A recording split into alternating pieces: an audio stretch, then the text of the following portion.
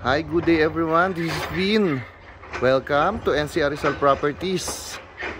Alright, listen. Mga naghahanap ng house and lot dyan, and ang terms na gusto is 0 down payment or low down payment. So, ito na. Yung location natin is Upper Antipolo. Okay? Upper Antipolo. May available tayong duplex or mga single attached properties. So, yung lot area ranging from 72 square meter up to 150 square meter. Yung price natin from 4.7 hanggang 8.2 million po.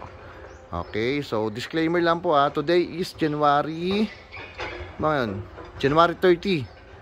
Okay? So, pwedeng yung pinaka lowest price na nabanggit ko or ma-videohan ko, pwedeng tomorrow o sa mga susunod na araw hindi na available. Okay? Syempre, dahil baka na-reserve na, 'di ba? Mabilis lang po yung mga projects natin dito. In fact, bihira sila makatapos ng project na hindi pa natapos. Kumbaga, hindi pa ready for occupancy na i-reserve na. Okay. So, one reason siguro nakikita ko is yung terms of payment. Okay? So, very flexible kasi. Very budget friendly, very flexible. So, quality ng project, wala din naman tayong masabi. Ayan, so yung mga next video ko dito, pwedeng magpakita siguro ko ng isang ready for occupancy unit para may idea tayo. So ito yun. Then yung iba, halos pares lang naman po ng mga materials. Facade lang minsan yung pinagkaiba. Ayan, so if interested, message lang para makapag-set tayo ng date for viewing. Free consultation din naman para ma-pre-qualify ko kayo na maayos. Okay? So enjoy nyo yung next video ng mga properties. Okay. So ito na yung unahin, ito na siguro yung unahin ko. So this is a double attached property kasi kabilaan naka-attach siya. Dalawa yung firewall ang kabilaan. Okay, so ito yung kanyang parking space, good for one SUV. Yan, malaki yan. Right. So ito yung facade. So ito available, ang price nito is 5,120,000. Right? Teka, ito yung maganda dito. Wala na kayong obstruction dito sa harapan. Okay? So hindi na kasi magkakaroon ng ng bahay na itatayo. Dahil common area yan. So, one good thing siguro, pwede kayo mag-park dyan sa tapat ng bahay nyo. 'Di ba? Diyan since wala naman kayong wala namang bahay na itatayo dyan. Okay? Common area po yan dito sa subdivision. Ayan. Sige, pasukin natin to. May tako lang uli. Again, 5,120,000. Low down payment or 0 down payment. Depende po yan ipi-pre-qualify ko kayo if ever, pagka interested po. So, hindi lang naman ito yung available na property.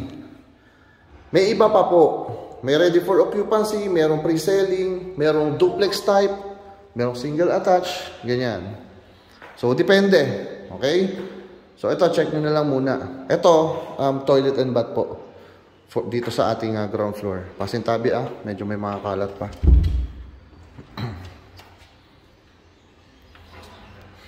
So, ito yung maganda. Maganda rin. Laki na ang kanyang service area. Ito.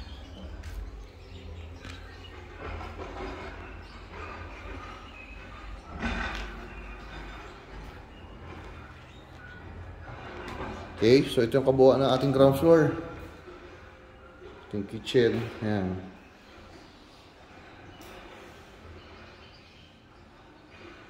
Right, so pasok tayo dito. Akyat tayo sa second floor.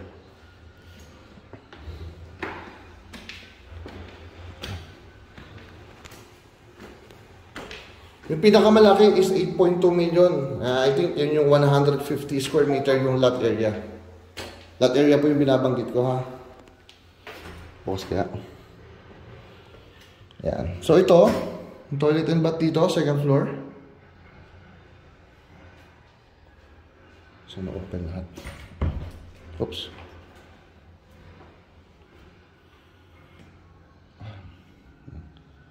Yan. So ito yung space for the bedroom. Ayan. Nakaready na yung mga toilets nila. Okay.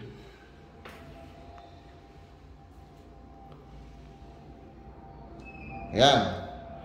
So, simple lang ha. Kaya lang, baba tayo. Masyado nag-echo rito.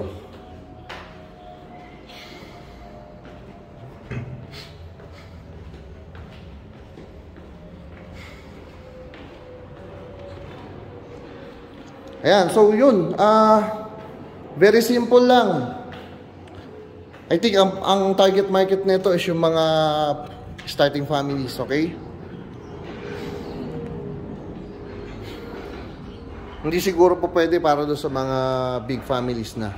Okay, mga starting families, yan. Okay po yan. Yan. So again, kung hahanap nyo is low down payment, yung minimal fee or minimal na amount lang yung kailangan nyong ilabas sa bulsa nyo, mas prefer nyo na mag-loan or i-loan lahat. Dito po, depende yan ha. Again, disclaimer lang, depende yan. Kasi yung bangko, may hahanapin po yan na income requirement. May re-required po yan na amount.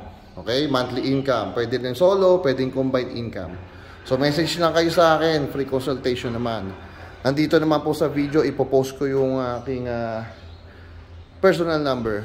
Personal cell phone number ko. Alright? So, yun lang. May mag-reviewing. May mag-reviewing. Okay? So, that's all. Yung next video ko, baka po pre-selling. Okay? Or ongoing construction. Thank you. Bye-bye.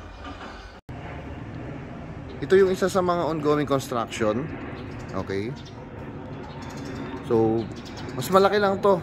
Yung floor area lang ha, yung floor area, mas malaki to ng konti kaysa dun sa kanina, yung 5,120,000. Yan, mas malaki to ng konti. Konti lang naman.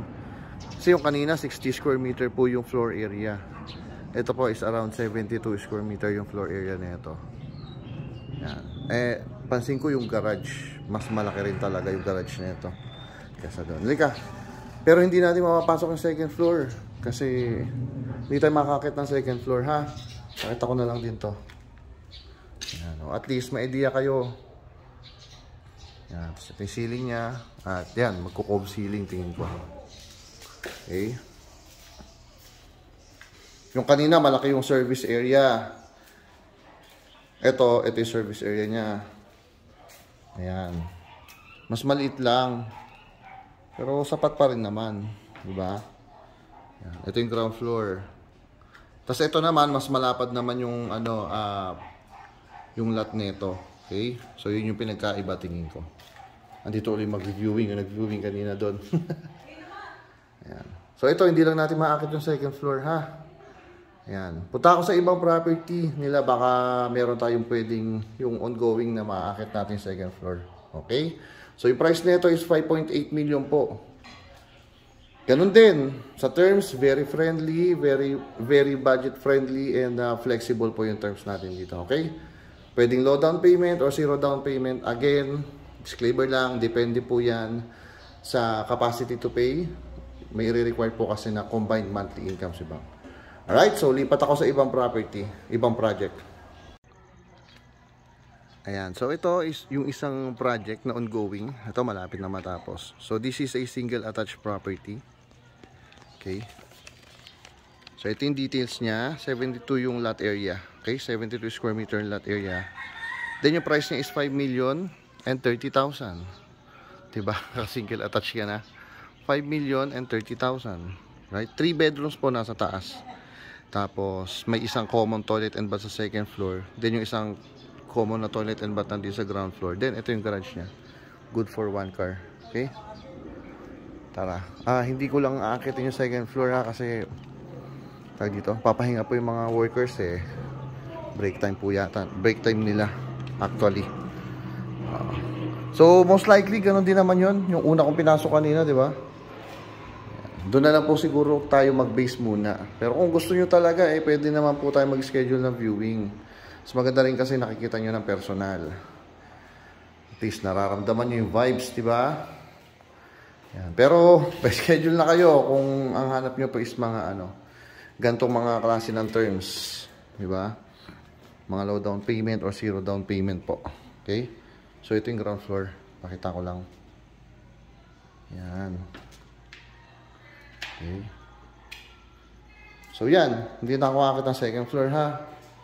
Almost the same lang siguro ng kanina yon kasi pares lang po na 60 square meter yung kanilang floor area. Right? Pero ito, single attach po ito. May setback po yung sa gilid. Yan. Tapos yun, single attach din pero reserve na po yun. So tulad nga ng sinabi ko sa inyo kanina, mabilis lang po yung mga projects nila. Hindi sila inaabutan ng ready for occupancy units. Talagang ginagawa pa lang basta okay sa location yung mga buyer. Yan, okay po sa mga pag nakita na po yung mga sizes, yung mga space ng property. Ayan, reserve na po. Tsaka i-make sure natin syempre na hindi masayang yung reservation fee nyo. Ganun. Kaya po may assessment po tayo na tinatawag. So ako po yung mag-a-assess sa inyo. Ako po yung mag-pre-qualify para sure po tayo. Yan, nakataya yung pangalan ko doon. Ayan. So again, this is Vin. Message lang po kung gustong mag-schedule ng viewing at may mga katanungan. Okay? Ayan. Thank you so much. Bye-bye.